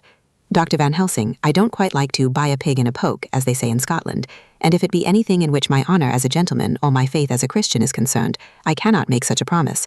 If you can assure me that what you intend does not violate either of these two, then I give my consent at once, though for the life of me I cannot understand what you are driving at. I accept your limitation, said Van Helsing, and all I ask of you is that if you feel it necessary to condemn any act of mine, you will first consider it well and be satisfied that it does not violate your reservations. Agreed, said Arthur, that is only fair. And now that the pourparlers are over, may I ask what it is we ought to do? I want you to come with me and to come in secret to the churchyard at Kingstead. Arthur's face fell as he said in an amazed sort of way, where poor Lucy is buried. The professor bowed. Arthur went on. And when there? To enter the tomb. Arthur stood up. Professor, are you in earnest, or it is some monstrous joke? Pardon me, I see that you are in earnest. He sat down again, but I could see that he sat firmly and proudly, as one who is on his dignity. There was silence until he asked again, and when in the tomb? To open the coffin. This is too much, he said, angrily rising again. I am willing to be patient in all things that are reasonable, but in this desecration of the grave, of one who... He fairly choked with indignation. The professor looked pityingly at him. If I could spare you one pang, my poor friend, he said, God knows I would. But this night our feet must tread in thorny paths, or later and forever the feet you love must walk in paths of flame. Arthur looked up with set white face and said, Take care, sir, take care. Would it not be well to hear what I have to say, said Van Helsing, and then you will at least know the limit of my purpose. Shall I go on? That's fair enough, broke in Morris. After a pause, Van Helsing went on, evidently with an effort. Miss Lucy is dead, is it not so? Yes. Then there can be no wrong to her. But if she be not dead... Arthur jumped to his feet. Good God, he cried. What do you mean? Has there been any mistake? Has she been buried alive? He groaned in anguish that not even hope could soften. I did not say she was alive, my child. I did not think it. I go no further than to say that she might be undead. Undead? Not alive? What do you mean? Is this all a nightmare, or what is it? There are mysteries which men can only guess at, which age by age they may solve only in part. Believe me, we are now on the verge of one, but I have not done. May I cut off the head of dead Miss Lucy? Heavens and earth, no, cried Arthur in a storm of passion. Not for the wide world will I consent to any mutilation of her dead body. Dr. Van Helsing, you try me too far. What have I done to you that you should torture me so? What did that poor sweet girl do that you should want to cast such dishonor on her grave? Are you mad to speak such things, or am I mad to listen to them? Don't dare to think more of such a desecration. I shall not give my consent to anything you do. I have a duty to do in protecting her grave from outrage, and by God, I shall do it. Van Helsing rose up from where he had all the time been seated, and said gravely and sternly, My Lord Godalming, I too have a duty to do, a duty to others, a duty to you, a duty to the dead, and by God I shall do it. All I ask you now is that you come with me, that you look and listen, And if when later I make the same request you do not be more eager for its fulfillment even than I am, then I shall do my duty, whatever it may seem to me. And then, to follow of your lordship's wishes, I shall hold myself at your disposal to render an account to you when and where you will." His voice broke a little, and he went on with a voice full of pity. "But I beseech you, do not go forth in anger with me. In a long life of acts which were often not pleasant to do, and which sometimes did wring my heart, I have never had so heavy a task as now. Believe me, that if the time comes for you to change your mind towards me, one look from you will wipe away all this so sad hour, for I would do what a man can to save you from sorrow. Just think, for why should I give myself so much of labor and so much of sorrow? I have come here from my own land to do what I can of good, at the first to please my friend John, and then to help a sweet young lady, whom, too, I came to love. For her, I am ashamed to say so much, but I say it in kindness, I gave what you gave, the blood of my veins. I gave it. I, who was not, like you, her lover, but only her physician and her friend. I gave to her my nights and days, before death, after death, and if my death can do her good even now, when she is the dead undead, she shall have it freely." He said this with a very grave, sweet pride, and Arthur was much affected by it. He took the old man's hand and said in a broken voice, "Oh, it is hard to think of it, and I cannot understand, but at least I shall go with you and wait." Chapter 16. Dr. Seward's Diary continued. It was just a quarter before 12 o'clock when we got into the churchyard over the low wall. The night was dark with occasional gleams of moonlight between the rents of the heavy clouds that scudded across the sky. We all kept somehow close together, with Van Helsing slightly in front as he led the way. When we had come close to the tomb, I looked well at Arthur, for I feared that the proximity to a place laden with so sorrowful a memory would upset him, but he bore himself well. I took it that the very mystery of the proceeding was in some way a counteractant to his grief. The professor unlocked the door, and seeing a natural hesitation amongst us for various reasons, solved the difficulty by entering first himself. The rest of us followed, and he closed the door. He then lit a dark lantern and pointed to the coffin. Arthur stepped forward hesitatingly. Van Helsing said to me, "You were with me here yesterday. Was the body of Miss Lucy in that coffin?" It was. The professor turned to the rest, saying, "You hear, and yet there is no one who does not believe with me." He took his screwdriver and again took off the lid of the coffin. Arthur looked on, very pale but silent. When the lid was removed, he stepped forward. He evidently did not know that there was a leaden coffin, or at any rate had not thought of it, still silent. Van Helsing forced back the leaden flange, and we all looked in and recoiled. The coffin was empty. For several minutes no one spoke a word. The silence was broken by Quincy Morris. "Professor, I answered for you. Your word is all I want. I wouldn't ask such a thing ordinarily. I wouldn't so dishonor you as to imply a doubt. But this is a mystery that goes beyond any honor or dishonor. Is this your doing? I swear to you by all that I hold sacred that I have not removed nor touched her. What happened was this. 2 nights ago, my friend Seward and I came here with good purpose, believe me. I opened that coffin, which was then sealed up, and we found it, as now, empty. We then waited and saw something white come through the trees. The next day we came here in daytime, and she lay there. Did she not, friend John? Yes. That night we were just in time. One more so small child was missing, and we find it, thank God, unharmed amongst the graves. Yesterday I came here before sundown, for at sundown the undead can move. I waited here all the night till the sun rose, but I saw nothing. It was most probable that it was because I had laid over the clamps of those doors garlic, which the undead cannot bear, and other things which they shun. Last night there was no exodus, so tonight, before the sundown, I took away my garlic and other things. And so it is we find this coffin empty. But bear with me. So far there is much that is strange. Wait you with me outside, unseen and unheard, and things much stranger are yet to be. So, here he shut the dark slide of his lantern, now to the outside. He opened the door, and we filed out, he coming last and locking the door behind him. Oh, but it seemed fresh and pure in the night air after the terror of that vault. How sweet it was to see the clouds race by, and the passing gleams of the moonlight between the scudding clouds, crossing and passing, like the gladness and sorrow of a man's life. How sweet it was to breathe the fresh air that had no taint of death and decay. How humanizing to see the red lighting of the sky beyond the hill and to hear far away the muffled roar that marks the life of a great city. Each in his own way was solemn and overcome. Arthur was silent and was, I could see, striving to grasp the purpose and the inner meaning of the mystery.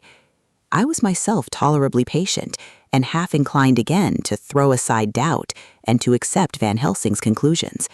Quincy Morris was phlegmatic in the way of a man who accepts all things and accepts them in the spirit of cool bravery with hazard of all he has to stake. Not being able to smoke, he cut himself a good-sized plug of tobacco and began to chew. As to Van Helsing, he was employed in a definite way. First, he took from his bag a mass of what looked like thin, wafer-like biscuit, which was carefully rolled up in a white napkin. Next, he took out a double handful of some whitish stuff, like dough or putty. He crumbled the wafer up fine and worked it into the mass between his hands. This he then took and, rolling it into thin strips, began to lay them into the crevices between the door and its setting in the tomb. I was somewhat puzzled at this, and being close, asked him what it was that he was doing. Arthur and Quincy drew near also, as they too were curious. He answered, "I am closing the tomb so that the undead may not enter." "And is that stuff you have put there going to do it?" asked Quincy. "Great Scott, is this a game?" "It is." "What is that which you are using?" This time the question was by Arthur. Van Helsing reverently lifted his hat as he answered, "The host. I brought it from Amsterdam. I have an indulgence." It was an answer that appalled the most skeptical of us, and we felt individually that in the presence of such earnest purpose as the professor's, a purpose which could thus use to him most sacred of things, it was impossible to distrust.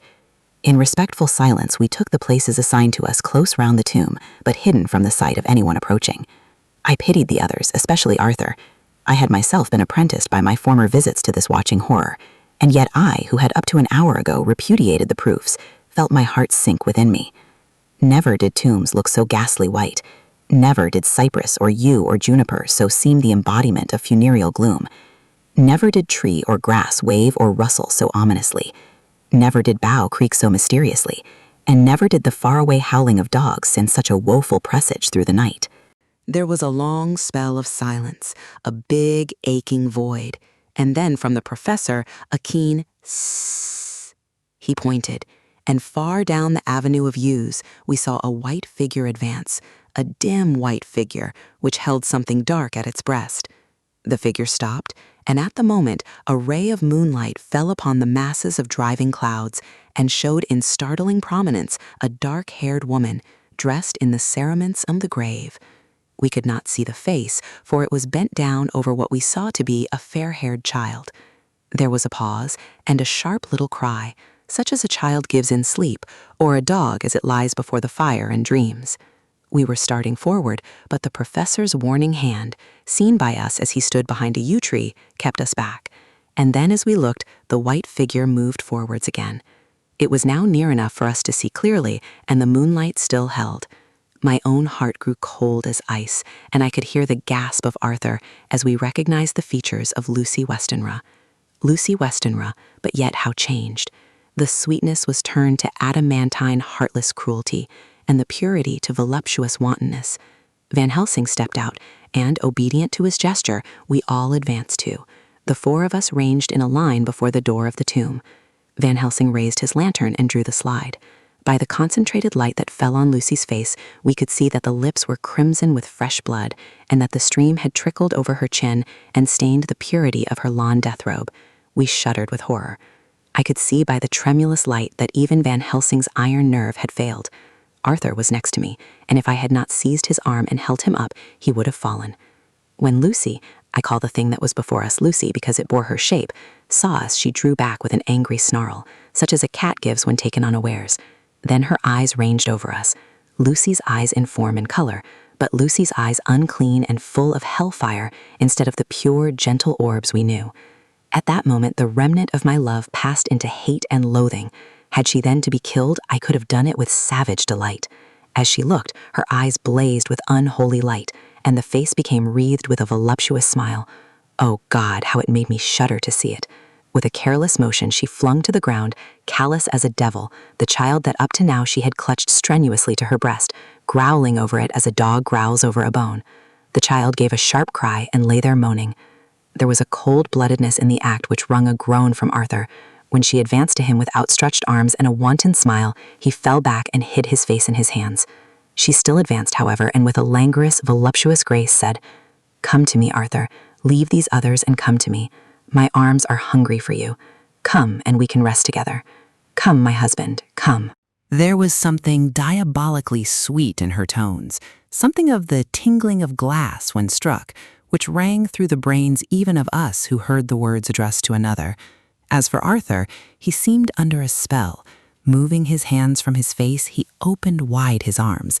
She was leaping for them when Van Helsing sprang forward and held between them his little golden crucifix. She recoiled from it, and with a suddenly distorted face full of rage, dashed past him as if to enter the tomb. When within a foot or two of the door, however, she stopped, as if arrested by some irresistible force. Then she turned, and her face was shown in the clear burst of moonlight, and by the lamp, which had now no quiver from Van Helsing's iron nerves. Never did I see such baffled malice on a face, and never, I trust, shall such ever be seen again by mortal eyes. The beautiful color became livid, the eyes seemed to throw out sparks of hellfire, the brows were wrinkled as though the folds of the flesh were the coils of Medusa's snakes, and the lovely, blood-stained mouth grew to an open square, as in the passion masks of the Greeks and Japanese. If ever a face meant death, if looks could kill, we saw it at that moment. And so for full half a minute, which seemed an eternity, she remained between the lifted crucifix and the sacred closing of her means of entry. Van Helsing broke the silence by asking Arthur, "Answer me, O my friend, am I to proceed in my work?" Arthur threw himself on his knees and hid his face in his hands as he answered, "Do as you will, friend, do as you will. There can be no horror like this ever any more," and he groaned in spirit. Quincy and I simultaneously moved towards him and took his arms. We could hear the click of the closing lantern as Van Helsing held it down. Coming close to the tomb, he began to remove from the chinks some of the sacred emblem which he had placed there. We all looked on in horrified amazement as we saw, when he stood back, the woman, with a corporeal body as real at that moment as our own, pass in through the interstice where scarce a knife blade could have gone. We all felt a glad sense of relief when we saw the professor calmly restoring the strings of putty to the edges of the door. When this was done, he lifted the child and said, "Come now, my friends, we can do no more till tomorrow. There is a funeral at noon, so here we shall all come before long after that. The friends of the dead will all be gone by 2, and when the sexton lock the gate, we shall remain. Then there is more to do, but not like this of tonight. As for this little one, he is not much harm, and by tomorrow night he shall be well. We shall leave him where the police will find him, as on the other night, and then to home." Coming close to Arthur, he said, "My friend Arthur, you have had a sore trial, but after, when you look back, you will see how it was necessary. You are now in the bitter waters, my child. By this time tomorrow you will, please God, have passed them and have drunk of the sweet waters, so do not mourn overmuch. Till then I shall not ask you to forgive me." Arthur and Quincy came home with me, and we tried to cheer each other on the way. We had left the child in safety and were tired, so we all slept with more or less reality of sleep. 29 September, night. A little before 12 o'clock, we 3, Arthur, Quincy Morris, and myself, called for the professor. It was odd to notice that by common consent we had all put on black clothes. Of course, Arthur wore black, for he was in deep mourning, but the rest of us wore it by instinct. We got to the churchyard by 1:30 and strolled about, keeping out of official observation, so that when the gravediggers had completed their task and the sexton, under the belief that everyone had gone, had locked the gate, we had the place all to ourselves. Van Helsing, instead of his little black bag, had with him a long leather one, something like a cricketing bag. It was manifestly of fair weight. When we were alone and had heard the last of the footsteps die out of the road, we silently, and as if by ordered intention, followed the professor to the tomb. He unlocked the door and we entered, closing it behind us. Then he took from his bag the lantern, which he lit, and also 2 wax candles, which when lighted, he stuck by melting their own ends on other coffins so that they might give light sufficient to work by. When he again lifted the lid off Lucy's coffin, we all looked, Arthur trembling like an aspen, and saw that the body lay there in all its death beauty. But there was no love in my own heart, nothing but loathing for the foul thing which had taken Lucy's shape without her soul. I could see even Arthur's face grow hard as he looked. Presently he said to Van Helsing, "Is this really Lucy's body, or only a demon in her shape?" "It is her body, and yet not it. But wait a while, and you all shall see her as she was and is." She seemed like a nightmare of Lucy as she lay there, the pointed teeth, the blood-stained, voluptuous mouth, which it made one shudder to see. Methodical began taking the various contents from his bag and placing them ready for use. First, he took out a soldering iron and some plumbing solder, and then a small oil lamp, which gave out, when lit in a corner of the tomb, gas which burned at fierce heat with a blue flame. Then his operating knives, which he placed to hand, and last a round wooden stake, some 2½ or 3 inches thick and about 3 feet long. One end of it was hardened by charring in the fire, and was sharpened to a fine point. With this stake came a heavy hammer, such as in households is used in the coal cellar for breaking the lumps. To me, a doctor's preparations for work of any kind are stimulating and bracing, but the effect of these things on both Arthur and Quincy was to cause them a sort of consternation. They both, however, kept their courage, and remained silent and quiet. When all was ready, Van Helsing said, "Before we do anything, let me tell you this. It is out of the lore and experience of the ancients, and of all those who have studied the powers of the undead. When they become such, there comes with the change the curse of immortality. They cannot die, but must go on age after age, adding new victims, and multiplying the evils of the world. For all that die from the preying of the undead becomes themselves undead, and prey on their kind. And so the circle goes on, ever widening, like as the ripples from a stone thrown in the water. Friend Arthur, if you had met that kiss which you know of before poor Lucy died, or again last night when you opened your arms to her, you would in time, when you had died, have become Nosferatu, as they call it in Eastern Europe, and would all time make more of those undeads that so have fill us with horror. The career of this so unhappy dear lady is but just begun. Those children whose blood she suck are not as yet so much the worse, but if she live on undead, more and more they lose their blood, and by her power over them they come to her, and so she draw their blood with that so wicked mouth. But if she die in truth, then all cease. The tiny wounds of the throats disappear, and they go back to their plays, unknowing ever of what has been. But of the most blessed of all, when this now undead be made to rest as true dead, then the soul of the poor lady whom we love shall again be free. Instead of working wickedness by night, and growing more debased in the assimilating of it by day, she shall take her place with the other angels. So that, my friend, it will be a blessed hand for her that shall strike the blow that sets her free. To this I am willing, but is there none amongst us who has a better right?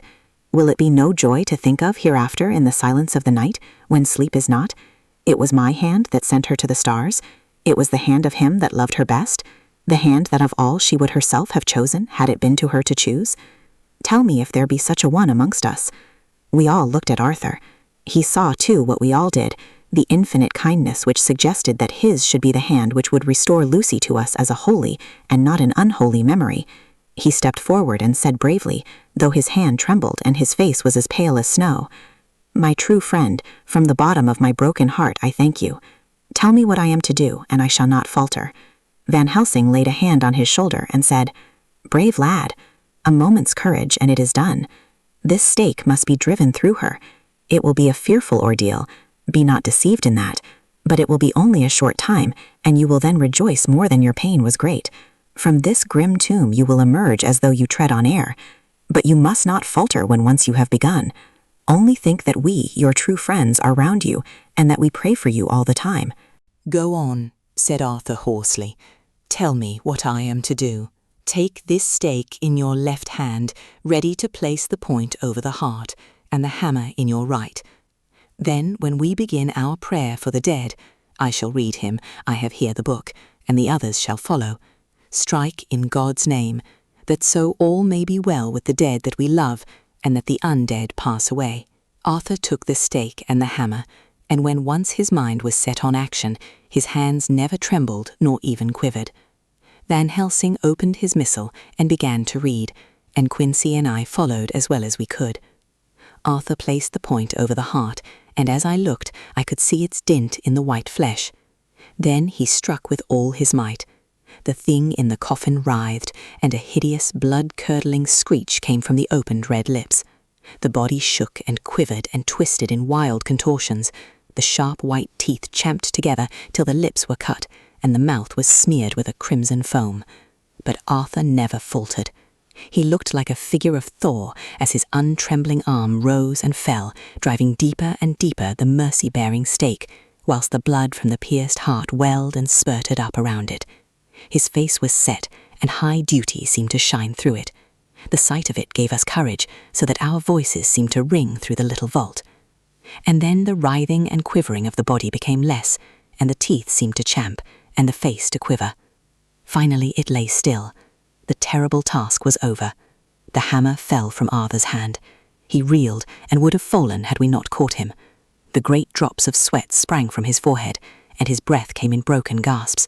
It had indeed been an awful strain on him, and had he not been forced to his task by more than human considerations, he could never have gone through with it. For a few minutes we were so taken up with him that we did not look towards the coffin. When we did, however, a murmur of startled surprise ran from one to the other of us. We gazed so eagerly that Arthur rose, for he had been seated on the ground, and came and looked too, and then a glad, strange light broke over his face and dispelled altogether the gloom of horror that lay upon it. There in the coffin lay no longer the foul thing that we had so dreaded and grown to hate, that the work of her destruction was yielded as a privilege to the one best entitled to it, but Lucy as we had seen her in her life, with her face of unequalled sweetness and purity. True that there were there, as we had seen them in life, the traces of care and pain and waste, but these were all dear to us, for they marked her truth to what we knew. One and all we felt that the holy calm that lay like sunshine over the wasted face and form was only an earthly token and symbol of the calm that was to reign forever. Van Helsing came and laid his hand on Arthur's shoulder and said to him, "And now, Arthur, my friend, dear lad, am I not forgiven?" The reaction of the terrible strain came as he took the old man's hand in his, and raising it to his lips, pressed it, and said, "Forgiven. God bless you that you have given my dear one her soul again, and me peace." He put his hands on the professor's shoulder, and laying his head on his breast, cried for a while silently, whilst we stood unmoving. When he raised his head, Van Helsing said to him, "And now, my child, you may kiss her. Kiss her dead lips, if you will, as she would have you to, if for her to choose. For she is not a grinning devil now, not any more a foul thing for all eternity. No longer she is the devil's undead. She is God's true dead, whose soul is with him." Arthur bent and kissed her, and then we sent him and Quincy out of the tomb. The professor and I sawed the top off the stake, leaving the point of it in the body. Then we cut off the head and filled the mouth with garlic. We soldered up the leaden coffin, screwed on the coffin lid, and gathering up our belongings, came away. When the professor locked the door, he gave the key to Arthur. Outside the air was sweet, the sun shone and the birds sang, and it seemed as if all nature were tuned to a different pitch. There was gladness and mirth and peace everywhere, for we were at rest ourselves on one account, and we were glad, though it was with a tempered joy. Before we moved away, Van Helsing said, "Now, my friends, one step of our work is done, one the most harrowing to ourselves, but there remains a greater task, to find out the author of all this our sorrow, and to stamp him out. I have clues which we can follow, but it is a long task, and a difficult, and there is danger in it, and pain. Shall you not all help me? We have learned to believe, all of us, is it not so? And since so, do we not see our duty? Yes, and do we not promise to go on to the bitter end?" Each in turn we took his hand, and the promise was made. Then said the professor as we moved off, "2 nights hence you shall meet with me, and dine together at 7 of the clock with friend John. I shall entreat 2 others, 2 that you know not as yet, and I shall be ready to all our work show and our plans unfold. Friend John, you come with me home, for I have much to consult about, and you can help me. Tonight I leave for Amsterdam, but shall return tomorrow night, and then begins our great quest. But first I shall have much to say, so that you may know what is to do and to dread. Then our promise shall be made to each other anew, for there is a terrible task before us, and once our feet are on the plowshare, we must not draw back. And that's where we'll leave the story for today. Thank you for spending your time with Narrate the Tales. I'll see you in the next chapter.